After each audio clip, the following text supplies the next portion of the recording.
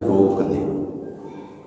حضرت قتادہ رضی اللہ تعالیٰ عنہ جیسے جنگ کے اندر لڑ رہے ہیں، لڑائی کر رہے ہیں، تیر ایک لگا، آنکھ کا ڈھیلا باہر آ گیا، وہ ڈھیلا اٹھا کر حضور کی بارگاہ میں آئے، عرض کیا میرے آقا یہ تیر لگا ہے، ڈھیلا میرا آنکھ کا باہر آ گیا ہے، تو یہ آپ درست فرما دیں۔ اللہ کے نبی نے یہ نہیں کہا کہ قتادہ کسی ڈاکٹر کے پاس چلے جاؤ یا کسی ہسپتال یا حکیم کے پاس چلے جاؤ، یا یہ بھی نہیں کہا کہ اس کا کوئی علاج نہیں ہے، یہ بھی نہیں کہا، بلکہ اللہ کے نبی نے کہا کہ قتادہ یہ بات بتا کہ آنکھ لینی ہے یا جنت لینی ہے۔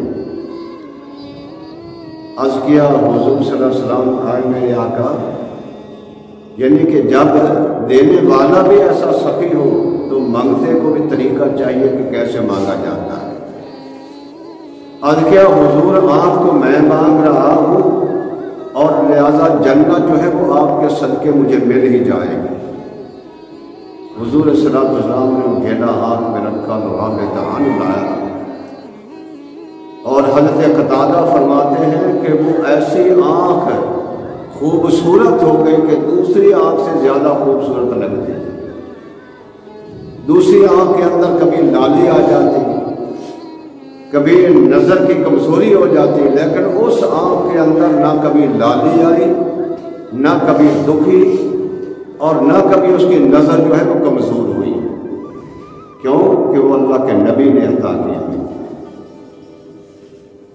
اسی لیے کہتے ہیں مالک کونین ہیں وہ پاس رکھتے کچھ نہیں، دو جہاں کی نعمتیں ہیں ان کے خالی ہاتھ میں۔ حدیث پاک میں آتا ہے کہ ایک مرتبہ بہت سخت سردی پڑ رہی تھی مدینہ شریف میں، تو سیدنا پیارے بلال رضی اللہ تعالیٰ عنہ نے اذان پڑھی فجر کی۔ جب حضور تشریف لائے تو دیکھا سردی کی وجہ سے کوئی صحابی نہیں، فرمایا کہ اے بلال کیا بات ہے، آپ نمازی نہیں آئے؟ عرض کیا یا رسول اللہ میرے آقا سردی بہت پڑ رہی ہے، اس وجہ سے وہ نہیں آئے۔ تو حضور علیہ السلام کی زبان مبارک سے زبان ترجمان سے یہ نکلا، اے اللہ نمازیوں سے سردی کو دور کر دے۔